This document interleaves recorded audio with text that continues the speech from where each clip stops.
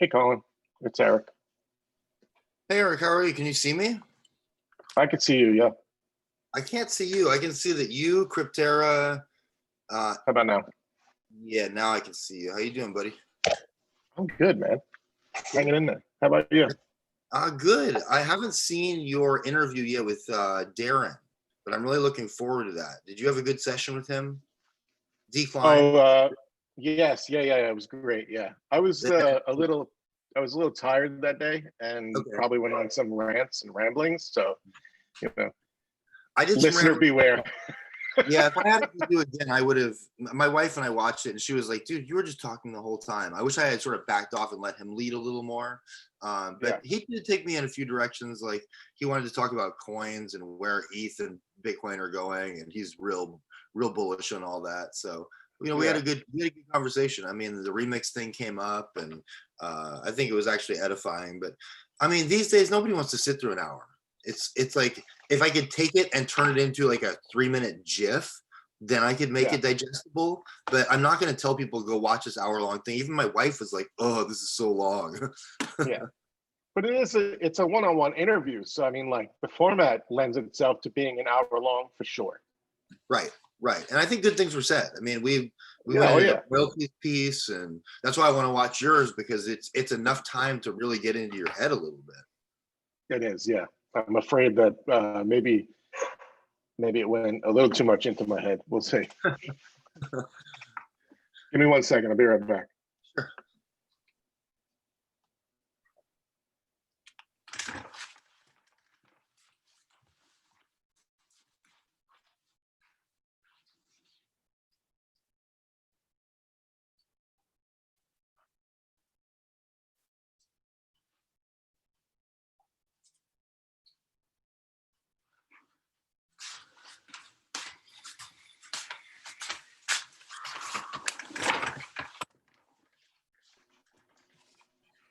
I have the puppers in the background, so he's gonna be. We'll see what he does.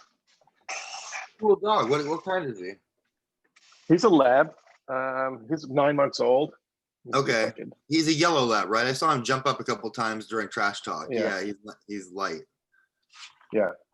Cool, So, man. That's a good size, not too giant that they can still kind of surface protection. he might be about 130 pounds when all is said and done. We'll Really? see. Got the Yeah. big paws. He does. Yeah. He's got a massive paws. He just went through a growth spurt, so he got a little bit taller. Cool. Hey, so on today's topic, Eric, real quickly, I'm not going to even use the whole 5 minutes. Like my whole thing, if they let me talk, I don't know if are you, am I? Do you know who's talking? I don't know. I talked with Alex briefly. I believe I'm talking. We'll see what the lineup So is. if you end up talking and I end up not, the whole point I would have made is that the Pixios rule is the wrong rule. The ask the remixed artist their permission. That's not the right rule. And the reason is because take my art. The X copy with the banana wouldn't have flown. The Josie Pope thing wouldn't have flown. The Osinachi in the aquarium, he said no, that wouldn't have flown. The Pranksy remix where we did the this is not a pipe, none of that would have flown. And a lot of that what that expansiveness, being able to do that was what Rarible was all about. So if we make it so that you got to ask, then all those remixes go away and we're radically redefining what's allowed on Rarible. So I'm not going to propose what the rules should be. I think it should be case by case. I think they should hire somebody that goes through each and every submission, just the way YouTube does, just the way Facebook does. But it can't be the Pixios rule. That's my only point. Yeah, I think it'll come as no surprise to you that I take a different perspective on that. Of course.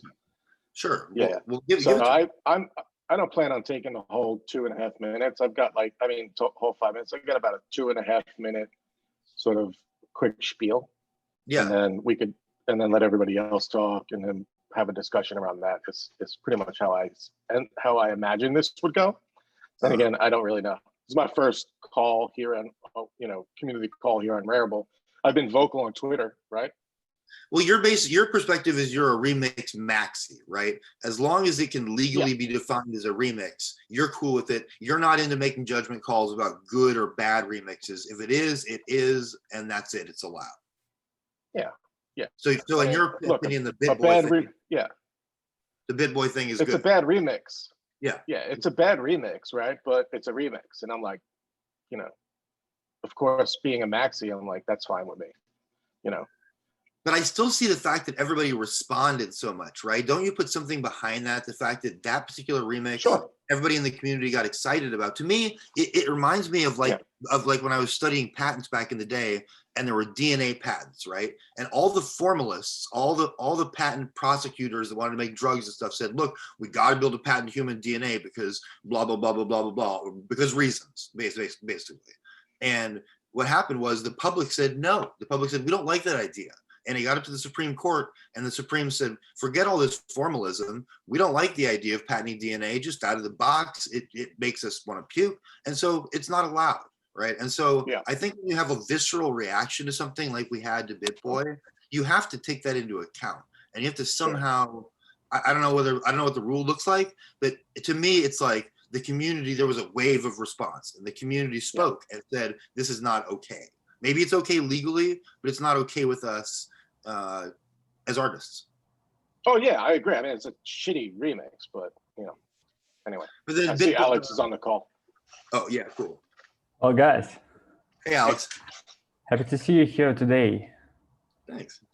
Awesome. We have quite a full room today.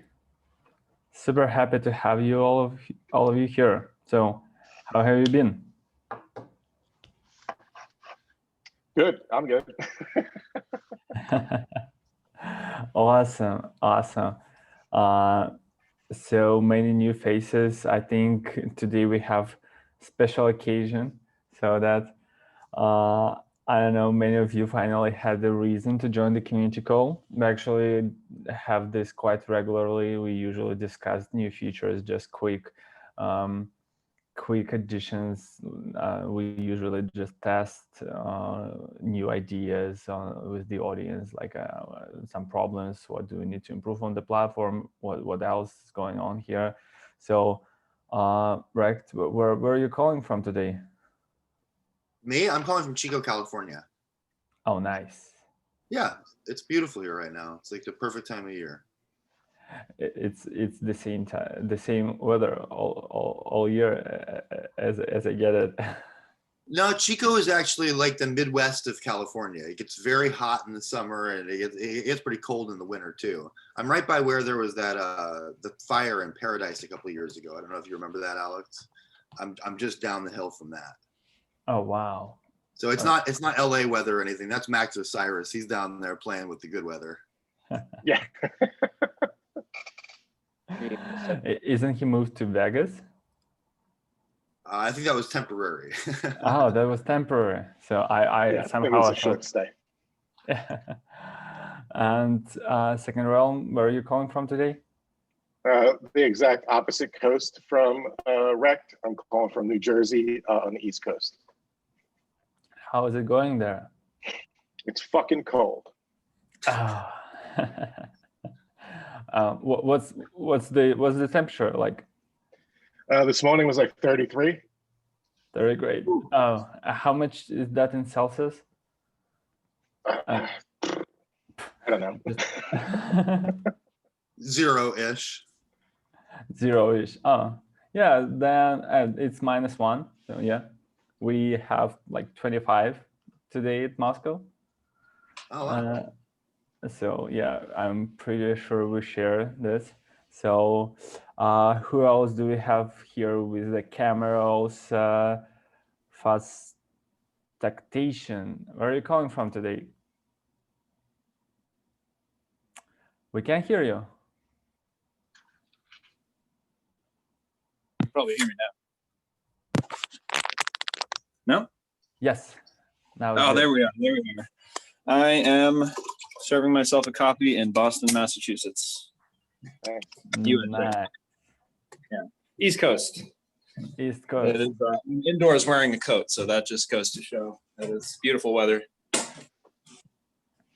Yeah, I just joined in because I got some new collections in Rarible that I'm excited to launch this week. So I wanted Oh, to- nice. what's Happy going to on? hear about it. Yeah. What is What's okay? the one- I'm pretty sure we'll talk about them on the open mic. And IB, where are you calling from today?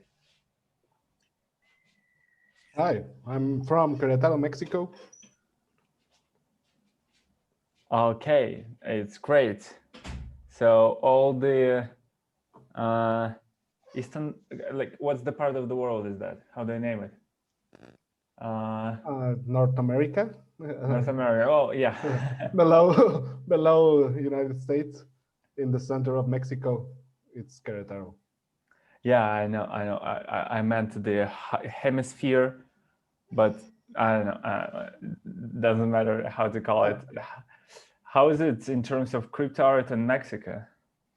Well, most people in Mexico, I think, are newcomers to crypto.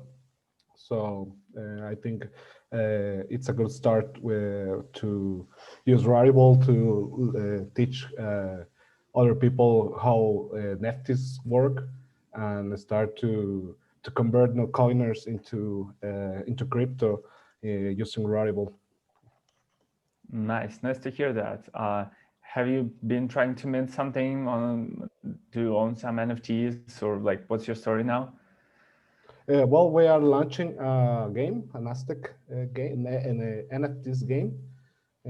We start with a collection of 6 cards minted on Rarible, and it will be used on a dApp where you can explore Temple Aztec and find the dips on the treasure on the dips on the temple. Okay, great. Happy to hear more and more projects working with NFTs. BitBoy, hello. How are you today? Nice. JFlow. Good. Oh, yeah. Doing well. Doing well. Glad to be here. Thank you for joining. It's really important to Sure. Yeah. sort things out here. Yo, that's BitBoy. Shout out BitBoy. Sups up. Great. So, well, I'm pretty sure we've all here now, and today we have a special occasion. We moved our regular community call a week earlier for that.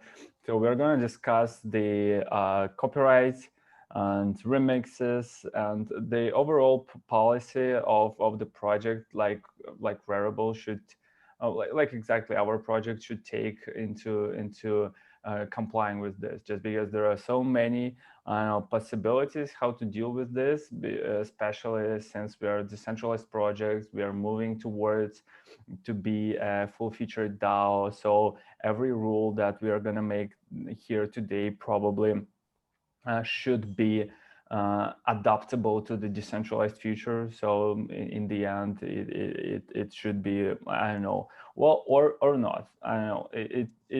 It's just we need to take into account that we will be decentralized, and either we allow on the protocol level everything, and then on the front end level, we want to like take some measures to prevent that. We also are interconnected with other projects. Some stuff from Rarible goes to OpenSea as a secondary market, and we need to take into account all of it. We are also a legal entity in the United States, and DMCA is also just needs to be taken into account. So all of these are the great questions to answer, to understand how do we deal with it, especially now when we have this small issue conflict. Well, like for somebody it's not small, it touched a lot of nerves, and people are like upset about it. So we need to, I don't know, come to an agreement about how it all works. And we have several people today who are willing to speak as an introductory, I don't know, like speakers about the issue. And I believe so. The Second Realm wanted to go first. Welcome. Sorry, I don't know your name, and so please welcome our first speaker, and let's get this started. Excellent. Thanks, Alex and the Rarible team. I'm just going to give sort of like a 2.5-minute spiel, and then we'll go from there. And thanks to the collector Ace Kennedy, aka Smith Satoshi, for offering his spot to me. We've talked and we share similar perspectives on today's discussion, so I feel comfortable stepping in his shoes. For those that don't know me, my name is Eric, but in the space I go by Second Realm. And today we're here to discuss appropriation and how to authorize it. We're also here to help facilitate the creation of community guidelines. It seems like IP and copyright protections are important, and it seems like guidelines would make it easier to enforce those protections. I'm not an IP or copyright expert. I'm an appropriation artist. I've had 3 remixes banned from Rarible. I've been blacklisted from Super Rare for challenging their terms of service guidelines. And I've made my art freely available to be remixed with or without credit. And I know what I'm about to ask is probably going to be a difficult pill to swallow because it would involve ceding copyright and IP protections. And I know that many of you are going to question my audacity for even asking for this in the first place. But appropriation has had a long and storied history in the arts for over a century, from Duchamp's Fountain to Andy Warhol's Campbell soup cans to contemporary artists like Banksy and Shepard Fairey. Now, that being said, it's in the best interest of platforms like Super Rare and Known Origin to mitigate litigation expenses. And one way they do that is to treat copyright and IP related issues more restrictive than the law would typically apply. But I want to ask that we help Rarible buck that trend. Let's not be the generation of creators and patrons and enthusiasts that shuts the door on appropriation by asking for more protections. Why not be the generation that blows the door open and embodies decentralization in its truest form? I want to ask that you empower Rarible and future appropriation artists by agreeing to grant anyone an irrevocable, non-exclusive, worldwide copyright license to appropriate art on Rarible for free, with or without permission or attribution. Anything less than that is reverting to existing paradigms and patterns, and we'll continue to argue the nuances of copyrights even more. We're fighting so hard to decentralize finance in this space. Why are we not decentralizing art as well? Thank you. Thank you. Thanks a lot for the emotional speech. It's a great topic. So just to clarify, as I heard that you are proposing to make crypto art created public on the platform and for everybody to be able to use it with or without permission of the original author. So like an open finance, it's an open IP rights. Yes. So let me try to challenge you here. So I'm definitely in for all the proposals, and every opinion matters here. So would the exact copy of an item then be legal and to be presented in the platform? No, not in my proposal. I'm talking about appropriation. Any amount of change, with or without credit, is okay with me. Even BitBoy's version of his remix, although I thought it was shit, no offense, BitBoy, in terms of remixing, I would allow it on the platform. Okay. Yeah, that's every rule. Okay, I'll try to challenge it here again. So, is 1 pixel is a change of an I would say a artwork? noticeable change. A noticeable change. A visibly noticeable change.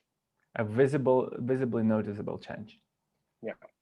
Okay, so well, I'm starting like thinking about it from a legal perspective as well, from the very start. But I think that's something can be implemented.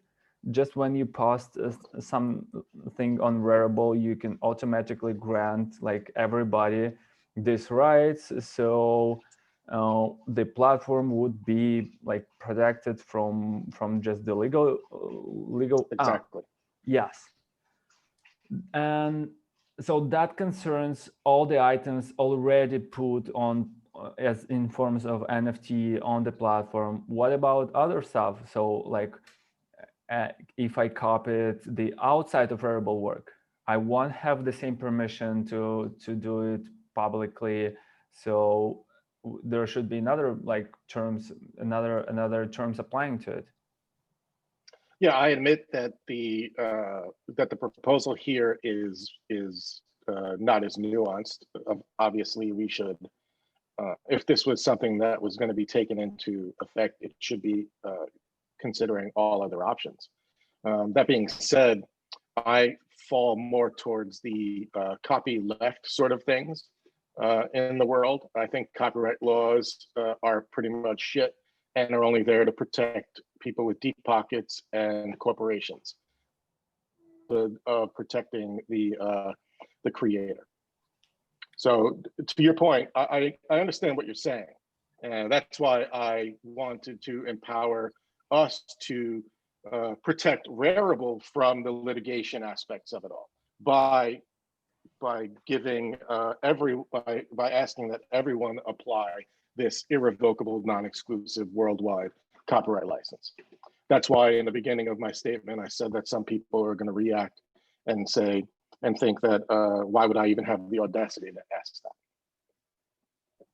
Great. Yeah, when I'm challenging the opinion, doesn't mean that I disagree at any sense. I'm just trying to shape it a little bit so that we understand the practicality of this and how does it all can work if it sets forth to be this way.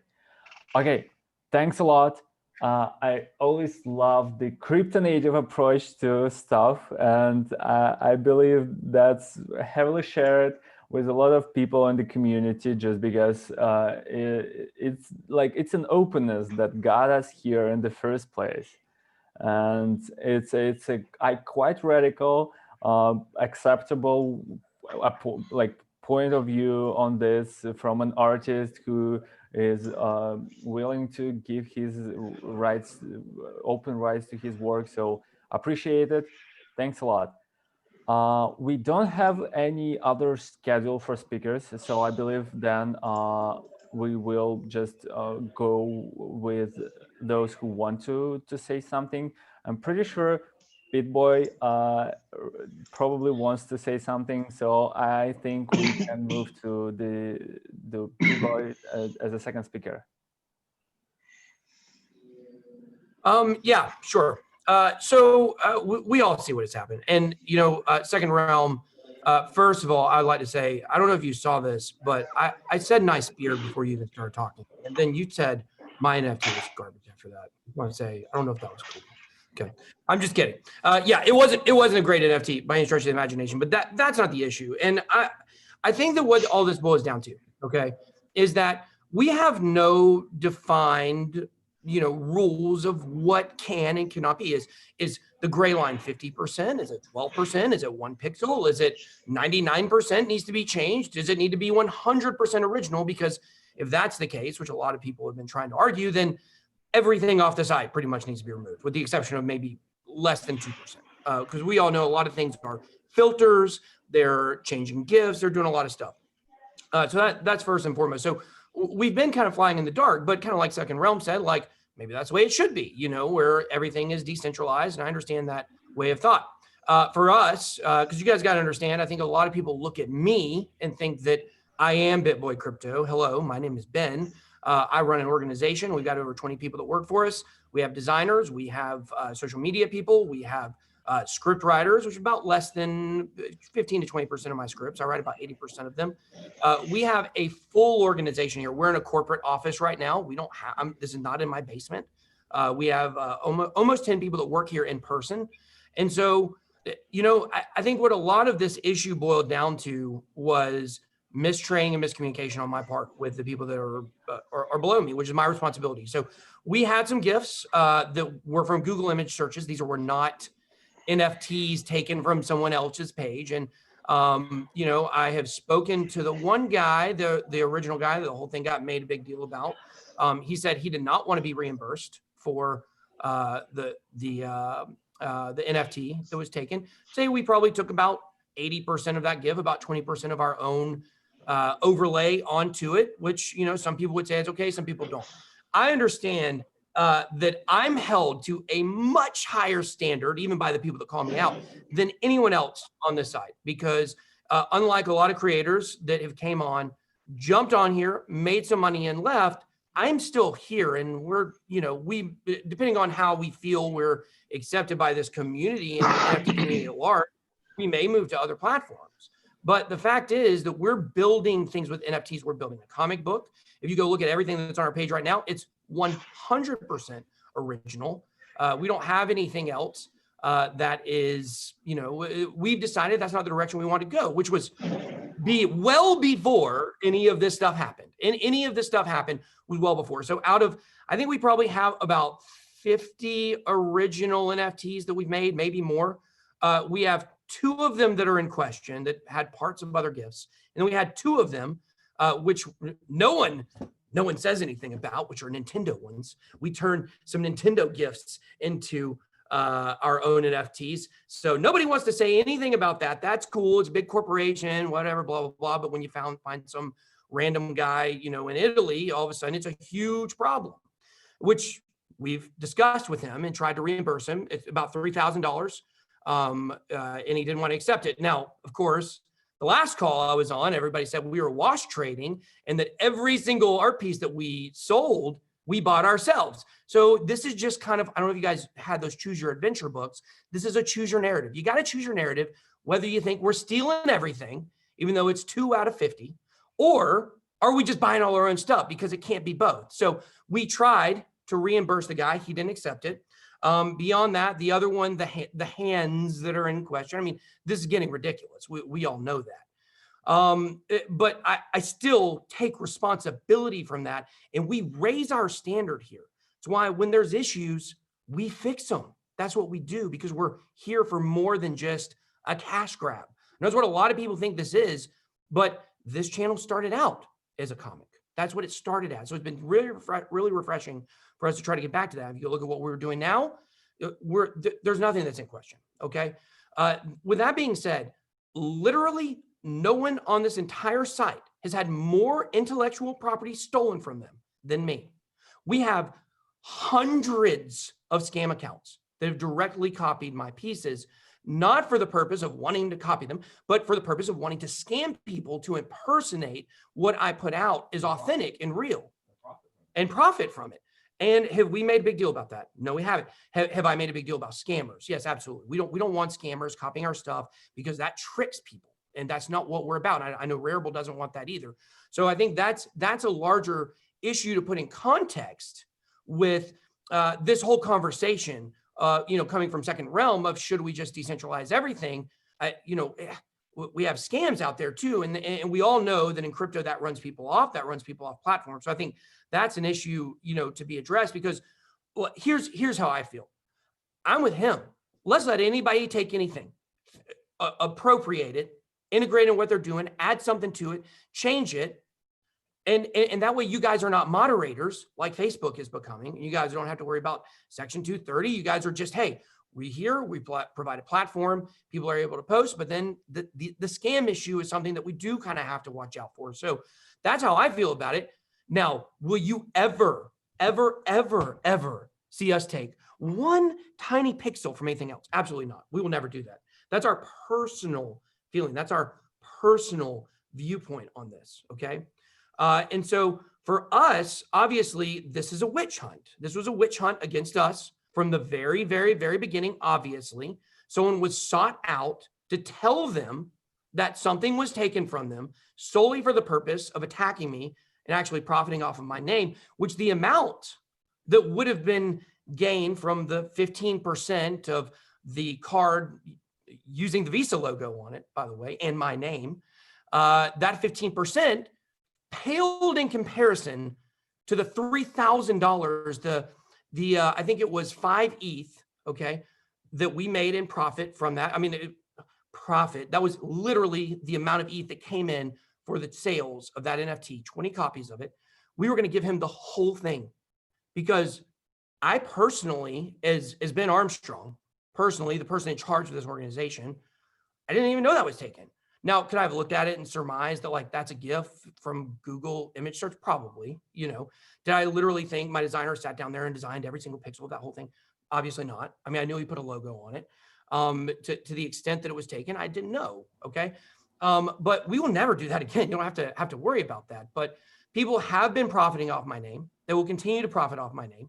And we don't fight against that stuff. We fight against impersonators. I mean, if you look at the structure of our cards, our original cards and our newer cards, there's copycats all over Rarible. We haven't said one word about it. You know why? Because we're for decentralization. We think you should be able to do, as long as you're not scamming people, you should be able to do whatever you want to do. And instead of being a man and having man-to-man conversations, people like to do things behind our back and try to throw us under the bus. But if they think that I'm the type of person that's going to walk away and cower to the mob, then let me tell you, they got another thing coming, because that's not who I am. Okay. TJ, am I supposed to say that? He said, that's fine. Okay. TJ, he said, that's fine. He's trying to keep me calm. Okay. So yeah, we will have no explosions on this community call. So that's all I have to say. But I will sit here and listen to responses if they come. Thanks a lot. Thanks a lot for shout out to all the complaints, and I think that's really cool that you can face it and answer all of them. You've been with the platform for a while now. I definitely feel some sympathy to the level of standards, how people judge different players here, and there's definitely is some, I would say, more attention to your figure, maybe just because you bring more attention as a person out of your personality. And so definitely feel a lot of sympathy to what you say. So just want to ask, if we are discussing here the guidelines, do you have some guidelines in mind that would protect you as a player in the field, that would say that what you do is good and that are legal and that are enforceable and that are practical to implement? So just it's like somebody, while we were speaking, somebody was proposing to vote here on the issue, and I'm fan of voting. That's why we decided to design the platform like this. But we should not vote on the single specific case. So from the theoretical game theory point of view, if we vote on the single person, should they receive rare or not, the outcome would always be negative, just because people are always incentivized to vote. Like this particular piece of, I don't know, like this particular banknote of money is always better in my pocket than in yours, and that would be always the same. So if we want to vote on something, we want to vote on rules, on the proposed rules that would work for everybody the same, and taking again into account the legal implications on all of this. So do you have some rules in mind that can define what is here and how it should work?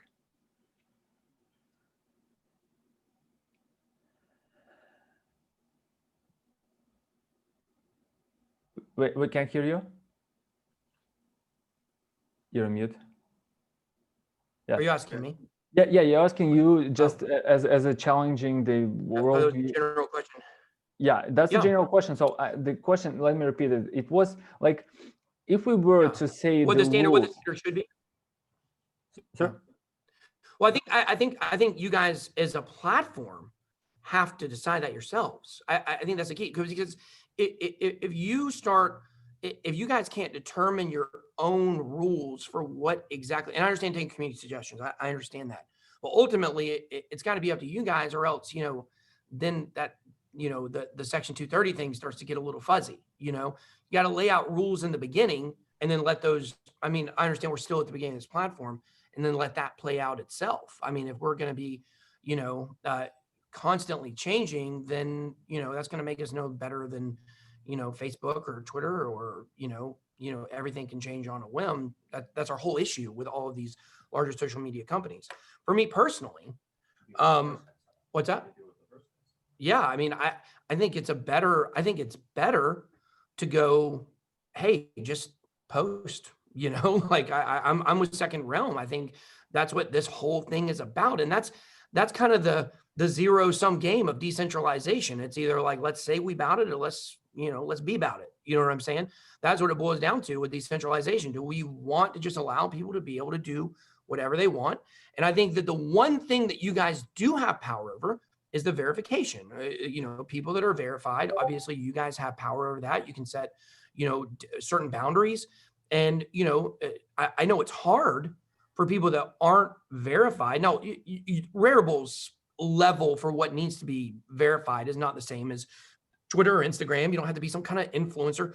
You just have to be a real person that really is putting out art, right? And be able to get that approved.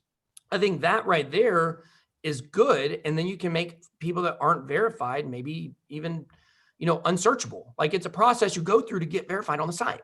Not even where you have to, like if you go type in BitBoy right now, or I mean, I can't say it for this exact moment because I don't know, but in general, if you go ever search BitBoy, you'll find 9 to 10 impersonator accounts. And these people shouldn't be able to be searchable. You know, that is the thing that's causing all of the problems with the scammers and the impersonators.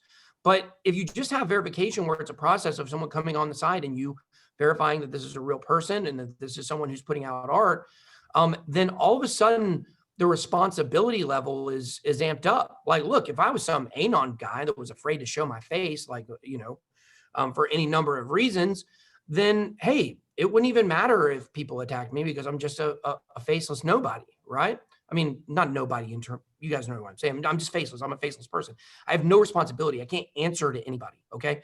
But when I'm as public as I am, and I'm a real person, I have a responsibility to do things the right way. That's the way I feel about it. And we can look at decentralized finance, for instance, and look at all these rug pull scams. Every single one is someone who's, you know, who's Anon. Now, you can stay Anon per se on the site, but Rarible needs to know who you are. You know, that's the way I feel. I think that right there is a big fix to all this.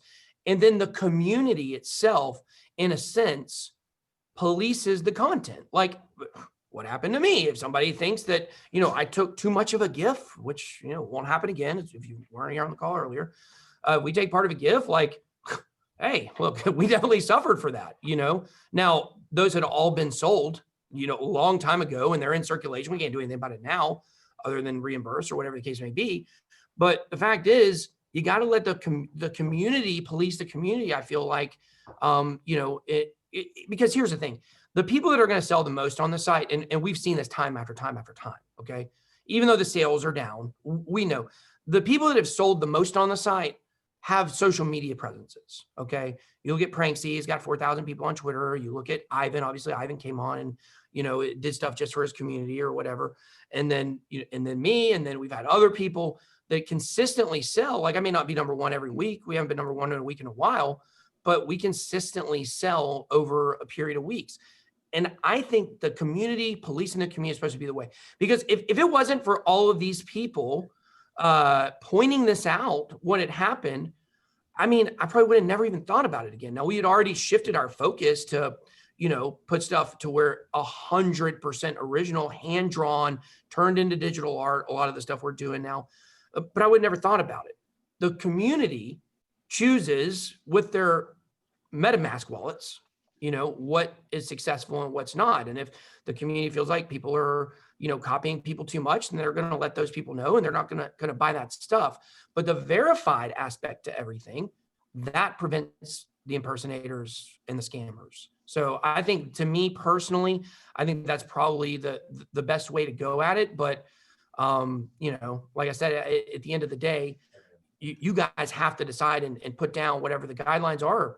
Either just go with what Second Realm said and say, there are no guidelines, just put whatever. I mean, I think either one of those would be, you know, sufficient. I definitely lean more on decentralization than centralization. But like I said, due to all the scams that, you know, have happened under my name, using my copy of my logo, they're so tricky with that verified check. You know, they take that verified check and they put it inside the the profile picture and they look verified. So is that like, is that really like the I don't know. problem? That's my personal thought. So some people who aren't verified may feel much differently than that. Okay, yeah, thanks a lot. So from what I've heard, if I try to digest this, was that verified is here to protect the scams, and with the platform should definitely protect people from just direct copying and scams, like just and regarding this use of items, I know that wasn't clear. That was like we have to decide. And with the platform, we will decide for now, but we're moving towards decentralization, and ultimately the community can change that. So like in a year from now, there will be votes to change the guidelines, and the community would come up with the new guidelines. So we are starting to educating ourselves here. So it's in the end, that would be decided with the legal council and the community. So just trying to get our step ahead in this and try to decide with the community now. That's why I'm asking everybody now. And so probably I heard that it should be permitted. Well, obviously, or that you have changed. So let me challenge you once, just once here. So if the platform receives the copyright, like legal copyright claim on this image, and it's like in court, and it's already marked as a violation, which we don't know at this moment, and we have to take it down. So what would happen next? Your buyers would go to you and say, okay, I bought something. So that's probably not going to happen. I mean, when you look at YouTube, like let's take YouTube for instance, when it comes to YouTube and copyright law, anything taken from a public forum, anything that is generally searchable, like it's not actually copyright protected. It is protected according to common law. Okay, so now if you maybe tried to take the Mona Lisa, something that was literally trademarked, for instance, Nintendo. Nintendo, people aren't taking that from a public forum. You may take a copy of something from a public forum, but that's obviously their, intellectual property. And we know Nintendo is probably the #1 company to go after people, right? But YouTube says that basically if somebody accuses you of copyright, okay, then you have a couple options. You can counter that and you can say, no, it wasn't. And when you say that, YouTube automatically takes away the copyright. Now, this is not music, okay, or movie clips. We're talking about anything else that came from a public forum, okay? And what they do is they just say, take it to court. So that's it. We can't, YouTube cannot arbitrate any copyright infringement. And Rarible won't be able to either, okay? What it's gonna boil down to is, if you don't like that somebody took your content, you are more than welcome to file a lawsuit and go after that person, but they're not going to be able to come after you guys, as long as it's not. Now, if you start allowing things like someone taking a song and copying a song, if they try to arbitrate it, then people can come after yeah. them. So if you guys, and that's a great point. That's what I'm saying about the Section 230. If you guys do start arbitrating that in the middle, now you guys are opening yourselves up to lawsuits yourselves. So when if you want to take somebody to court, and the best that most things that's not like, if you guys start allowing songs, like if I could go get PD Pablo's Freak a Leak and throw it on my account and use it to profit, then yeah, that's going to be a big problem. And they are going to be able to sue me for that if they know who I am. And that's where, the anonymity thing aspect comes into play. But you guys aren't going to be able to arbitrate that at all. Even YouTube doesn't arbitrate that. They say it goes to the courts. YouTube has certain triggers for things that have been copyrighted legally and are already in the system. But 99% of what we're talking about here is, like Second Realm was saying, appropriation, fair use. It's going to be very, very, very difficult for anyone to win any type of lawsuit in that area. And the best that can happen is that the result of that is going to be a cease and desist to remove it. But one of the things is, once they're all bought and circulating around, then there's nothing that can really be done about it. They can ask me to remove it, or you to remove it or any person to remove it, but nobody's going to actually be able to do that because they're all in circulating supply. That's why it's kind of like shooting ourselves in the foot, for not, having all of this on the front end set in stone. I think if you look back at a lot of YouTubers who have been sued over the years, the number one way that people get sued on YouTube and end up in serious lawsuits is a lot of photography, a lot of copyrighted photos. So when people are using copyrighted photos themselves, not something from Instagram, not something from any random, public forum, Instagram, Twitter, Medium, Facebook, none of that's going to be protected, but an actual photographer's photo, somebody throws a filter on, which I see a lot on Rarible, that's going to be a really tough case. Oh yeah, great. Hey, Thanks. Ben, you've mentioned Section 230 quite a bit. I don't think everybody knows what that is. Can you just sort of give a broad overview for that? Well, Section 230 is basically in the 1996 communications bill that was set to protect the internet, okay? Because what was happening is people were setting up forums, and as you know, in a forum, anyone can go in there and say anything. And if someone went on Facebook and called your mother a whore, and you didn't like that because your mother was the Virgin Mary, then in that case, you would be pretty pissed, and you might want to sue Facebook for slander. Not sue the person that said it. You'd want to sue them too, but as you know, in lawsuits, you sue everybody you can sue. And so this Section 230 was set to protect social media, which didn't even exist yet. It was only in the form of forums, okay? And what we've seen over the last several months and several years is that Facebook and Twitter and any social media platform, Google, YouTube, they've basically been violating that Section 230 as they've been censoring, determining what is or what is not fake news, showing bias, censoring people that are, putting out legit ideas and things like that while not censoring other people. And that actually turns them into what is known as a moderator or a publisher, right? Turns them into a publisher, not a moderator. And then that actually makes it to where they can be sued. So that's a big, point of contention. That is actually the specific section that has allowed these social media companies to absolutely blow up.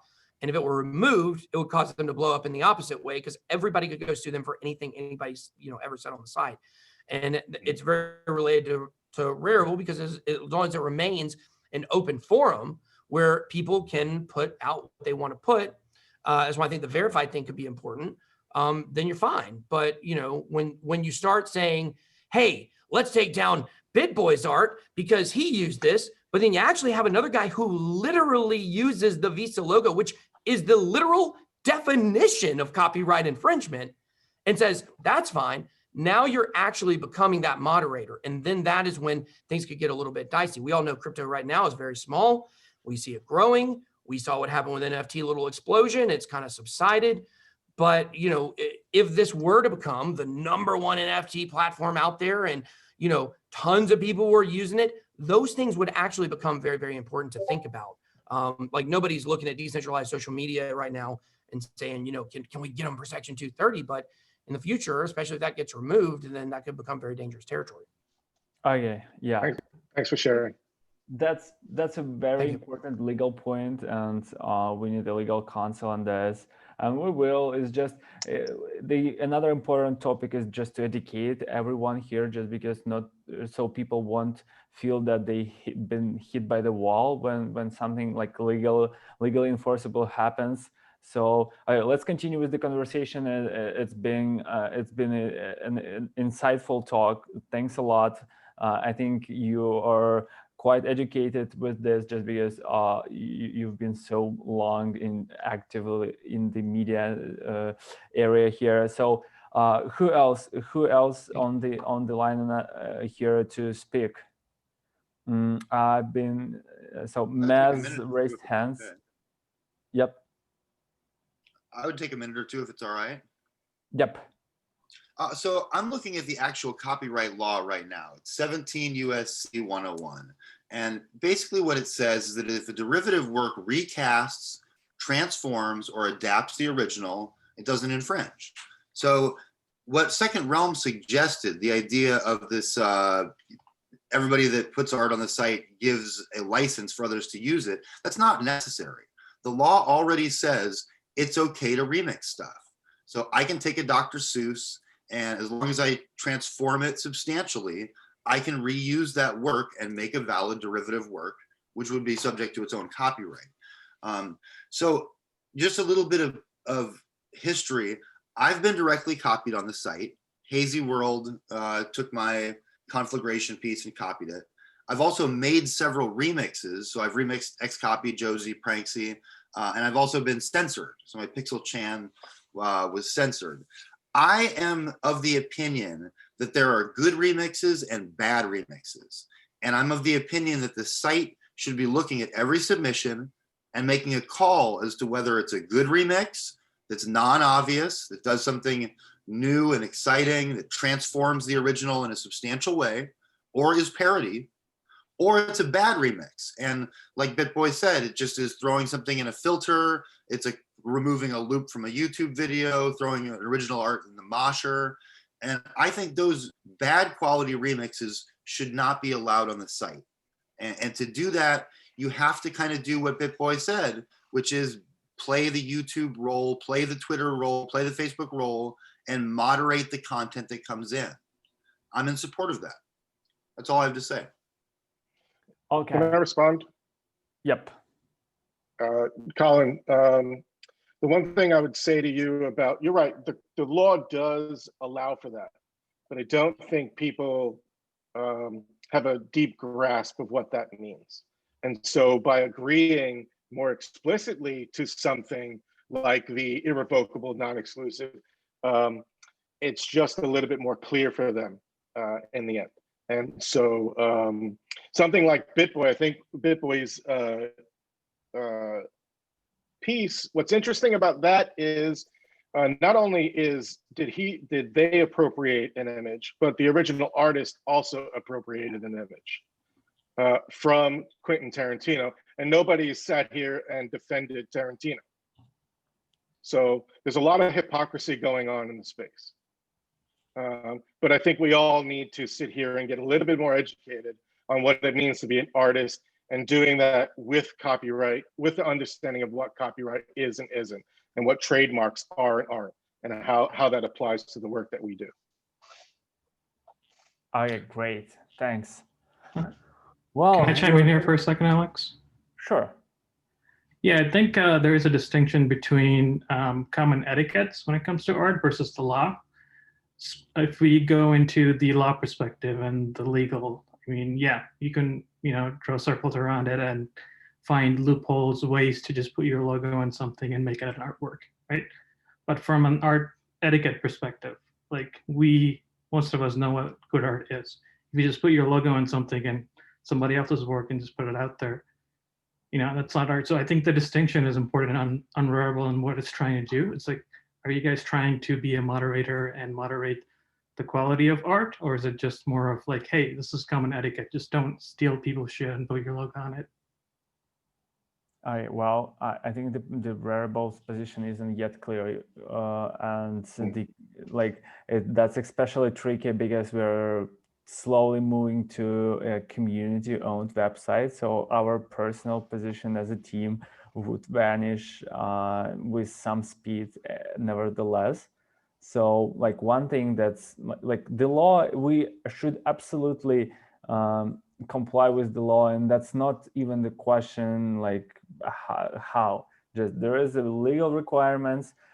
We can move on top of that. We can add more restrictions at the platform, but we got into moderator stuff. Moderator stuff is always hard because like somebody will be able to accuse the platform of the false moderation. So we've been like as agnostic as possible before. I do believe that previously we probably only removed the exact copies of works, but correct me if I'm wrong, something might slip through my hands here. So all three of my remixes were not exact copies, but yet removed. So yeah, you're wrong there. My Pixel Chan was not an exact copy, right? It wasn't a copy of Pixel Chain. It just took out a letter, but it was not an exact copy, and it was still removed. It was still remote. Yeah, that's what we were talking about here, and that's why we need a guideline for that type of thing not be a question anymore. So everyone should be treated equally here. So who else wanna join the discussion? I've been see somebody was unhappy just typing in the chat. Yeah. Cryptera.eth is having a lot of opinions on the chat. I'd love to hear him talk though, or them talk. Yeah. I'd love to hear Dan too. So Cryptera.eth, are you able to speak up? Keyboard warrior. Yeah, she can type up. So if you have questions for Cryptera, it's got to be on the chat. Got it. Type up. Okay, great. So Maz raised a hand. Okay, yeah. Would you please join the discussion? Yeah, what up? Can you hear me? Yep. What's up? First off, keyboard warrior dude can have opinions in chat. Like, come on, don't give him shit on that. On top of that, let's see. From the business perspective, this is like going steps back. From the business perspective of like BitBoy and all that, I can see why they would want, you know, anybody to be able to remix and just post anything. Yeah, you can make money off that shit, easy peasy. From an artist perspective, though, you know, there's artists in here that are just putting in the fucking work. You know, we're eating fucking ramen and beans out of the can every now and then. And like, when we see that shit and we see that shit's just being stolen and you're just putting some fucking spinning logo that you did in After Effects, maybe like a 15-second animation, it's irritating, you know. And then you hear the stance that you take, and I'm gonna make this quick. I don't want to be talking for fucking hours. It puts a salty taste in our mouth. I think maybe you should put this all in a huge community vote. Well, so I don't understand because what I've said Bro, here. I'm talking. What I've said here you had like 45 minutes. I agree. My take on this is I agree with you is what I'm trying to tell you, and that's why I don't understand why people continue to witch hunt me on this. Right. I said I agree. Yeah. I understand why people are irritated about it, and it's not going to happen again. So I don't understand why I'm being attacked. Okay, nonstop you're good. When I'm telling you, good. I agree. You're entitled to your opinions. Ben, It's okay, can you bro. please? Yeah. Yeah. So Matt. to finish what I was saying, just to top it off real quick with that, yeah, we're gonna witch hunt you because we're artists, and we're gonna witch hunt anybody that's gonna steal someone's artwork, especially our homies. On top of that, we're gonna witch hunt people that you said that you offered to pay him and everything. Yeah, that's great, but what you're not telling everybody is you didn't go into it thinking that. From what I saw in screenshots, you had said he had never asked to get paid on like some fucking collab or whatever shit. So it's like you do some sketchy You're shit. You're talking about a totally different guy. That's a totally different guy. Totally different situation. That guy sent me maybe cards. I fucked up. Maybe I my fucked first up week on on the that. side. I see you all as the same. My bad. Him up. There was never a discussion. Yeah. There was never a discussion about any money changing hands. Cool. So, yeah, maybe I saw the wrong screenshot. My bad. I fucked up on that part, my man. That's my fault. That's my fault. I see you all as the same in my eyes. And on top of that, you say you won't do it again, but like you can't say that when you've done it twice. And that's twice too many. So that being said, I think this should all be in a community vote. I think we should all like put some fucking Rari into this. On top of that, I don't know, fucking make some actual art, you know, inspire people instead of pissing people off. I don't know. You're either an artist or you're not. But sorry, I have to moderate here. Yeah. So this was a little bit too personal. So this is counterproductive, unfortunately. I get that it gives you a bad taste, and it's the same for everyone. But as I said before, like getting personal isn't gonna get us anywhere. Can you please also reframe this into some rules? So what rules would you propose for that, for what you don't want to happen to not happen, and for what do you want to happen? That's the only productive way to make the conversation here. Do you have that type of proposal? As far as proposal myself, no, not at the moment. My biggest proposal was this should be a community vote. Okay, great. And by saying this, by moderating this a little bit too harsh, I do not say that I disagree. So I'm definitely sympathetic to any artist just putting a lot of hard work into making work and to seeing something even controversial. So and probably like if I would hear any rule here, that would be something like that works should be 100% original. But like it's just the conclusion of what I say, and that's a fair point of view. But so okay, that would be my position here. So yeah, please, and I ask anybody from now on to not get into personal stuff. That would just make our call unproductive. So thanks for the comment. As an artist, it's really important to be able to feel protected on the platform, just because like if somebody will be able to make insignificant change and you will feel that this is a steal from you, that would be an issue, of course, no doubt. And that's why, so I say we hear this. Second Realm, you wanted to join? Yeah. So one thing I want to, hey, Alex, one thing I just want to say, Cryptera is in the chat here. He's saying, and I would just like to know, like, is this literally possible? What he's saying is that basically, if I think it would have to be if everyone came to an understanding that a piece of art was not acceptable by the site standards, but it had already been sold. Is it possible to make the people who bought it burn the cards? Like, to my understanding, that would be impossible. There's no way to contact a MetaMask address or contact someone else once it's in their possession to burn the cards, right? That's impossible. That would kind of defeat the possible on chain. So we can make another contract. So we can make a contract that would be controlled by a multi-signature, and that would have an arbitrary burn functions of NFT. And so that the multi-sig, the community, the DAO of Rarible holders would be able to burn stuff after it's sold. So that would run us into completely another set of issues. Like the money was already paid, so we need to get that's way too much as chaos well. because then you get people that just want to abuse it. Like I strongly believe, in copyright, and I believe that there are laws in place for copyright for that reason that also do protect those remixes and those adjustments. And that's kind of the argument that that's kind of the part of this argument that they're missing, because they want to point out copyright and only defend the original artwork's copyright. But there are copyright laws in place to protect people for doing, remixes without permission and things like that. What's up, Benjamin? What's up, Eric? How you doing? Hey guys, it's a very crowded community call, so I'm pretty sure that there will be another person that want to speak. So who do we choose from? Like who do you want to hear from? We won't have time to probably hear out everybody, but yeah. So who do we want to hear?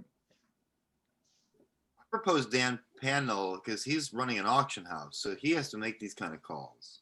I don't know if he's available. He's in the chat room. Yeah, Daniel, are you able to speak, or you don't have mic?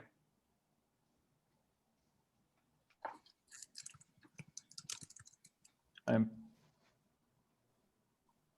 working at the moment, but he has a mic, so I don't know if. Thanks a lot for dodging your work to join the community call. Respect for that. Not that I want to continue this. So, Lux, are you able to speak today?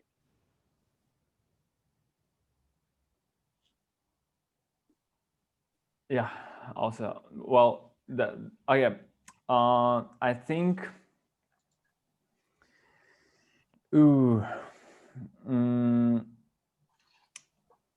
I don't know. Do you guys feel that we've come to any conclusion today? Just because it feels so broad, like So at least one thing that I want to point out explicitly is that some people were asking, like, why are we talking about law if we are decentralized? And what I want to say that the future of the decentralization is in compliance with the law.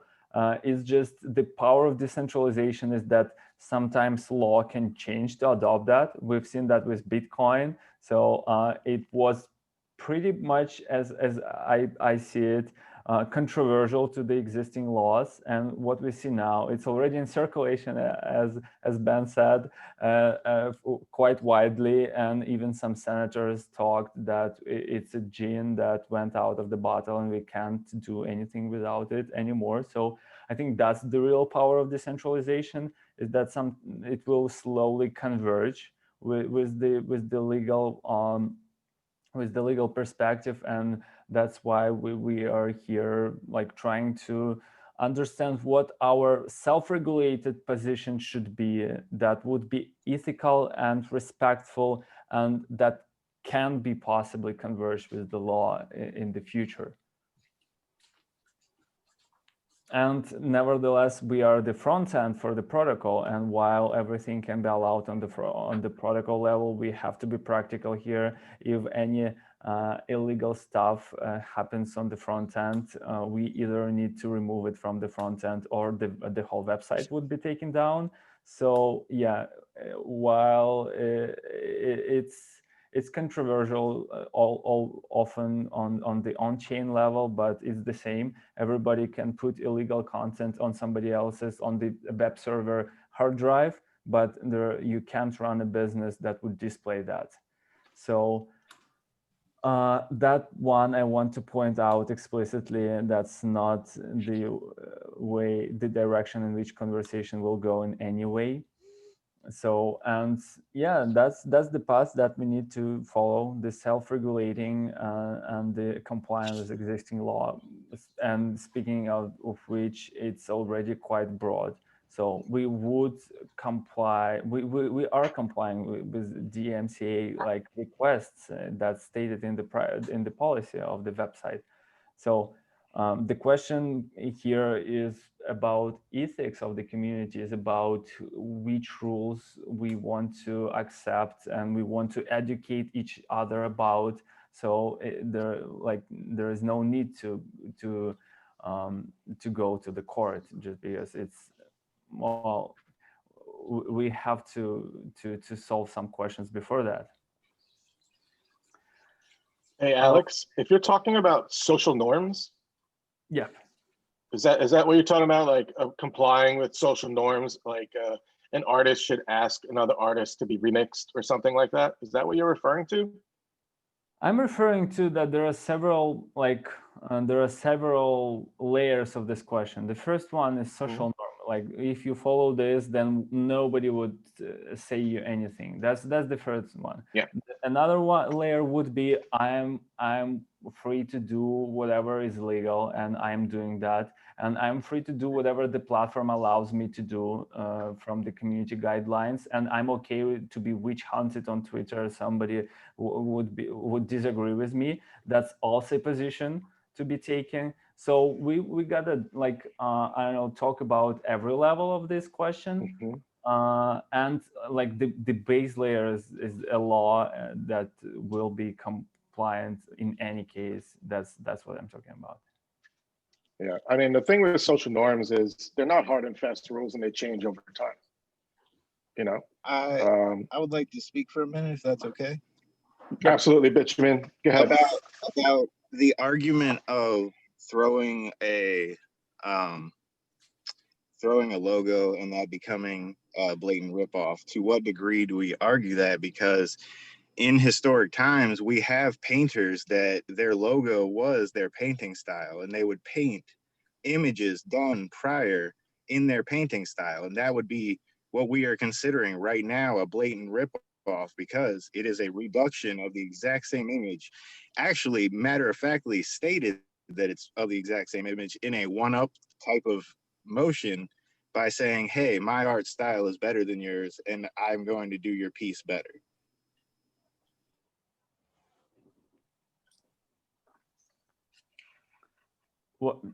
did you cut off or okay? Yeah, that you muted yourself harshly.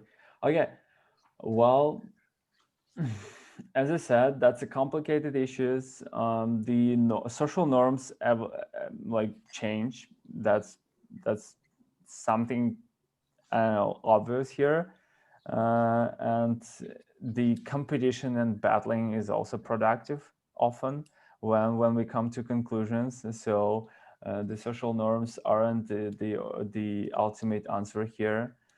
I'm just trying to model the situation. Like imagine we went decentralized with any So proposal to be able to be I, made.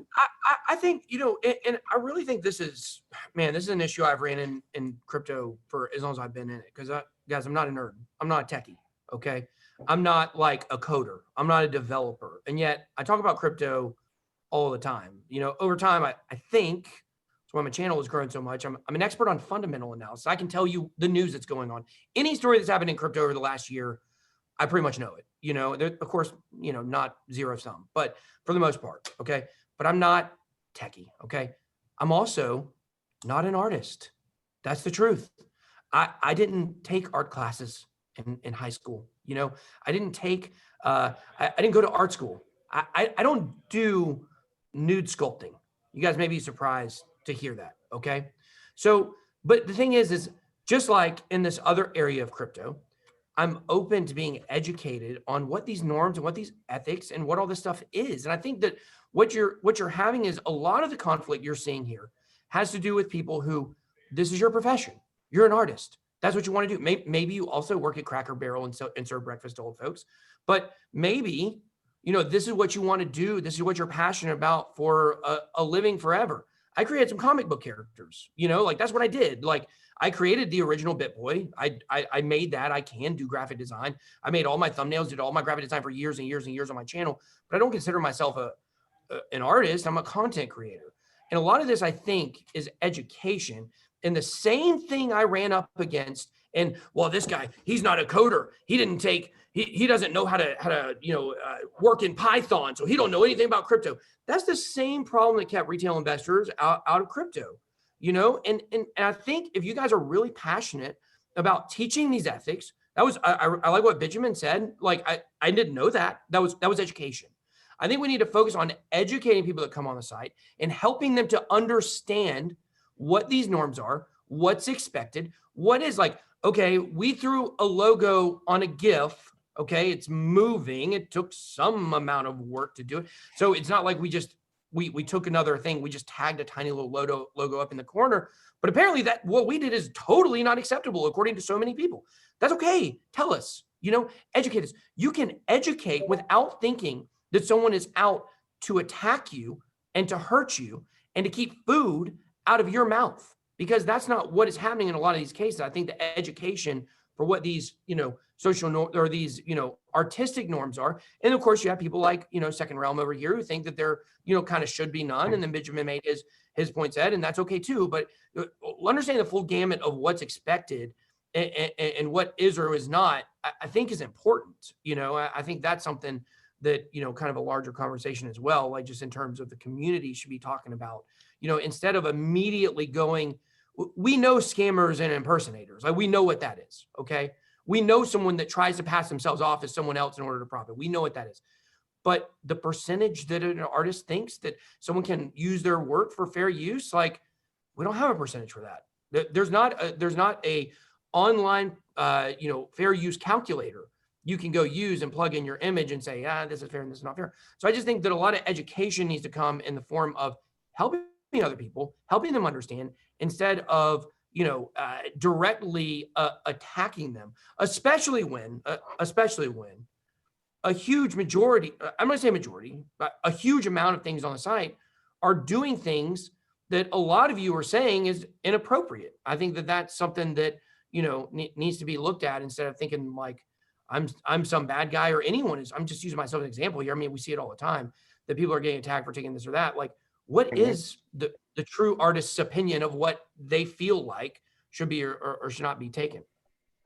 Awesome. I think that's an amazing end note to this community call, and I definitely heard a really bright idea. So like when we're talking to the community norms, that's something that doesn't make us a publisher, but that's an education that needs to be said to the people who coming to the platform. That this is what is expected here. And if you don't comply, that's legal, that's up to you. You probably would get witch hunted on Twitter for that or in any other sense, but that would help the situation to resolve, like, I don't know, quicker. That would avoid something for somebody from making a mistake if they didn't want to hurt anybody. And that would make anybody to expect that they are going against the crowd by still understanding that this is completely legal to do. So, and I think that's what this was about. And we'll have the recording of this call, and we'll try to, I don't know, digest the community guidelines from that, and might be, I don't know, put several versions of them for vote, or to do something like that with the legal counsel, of course. And I want to thank you all for joining today, for I don't know, saying your opinions.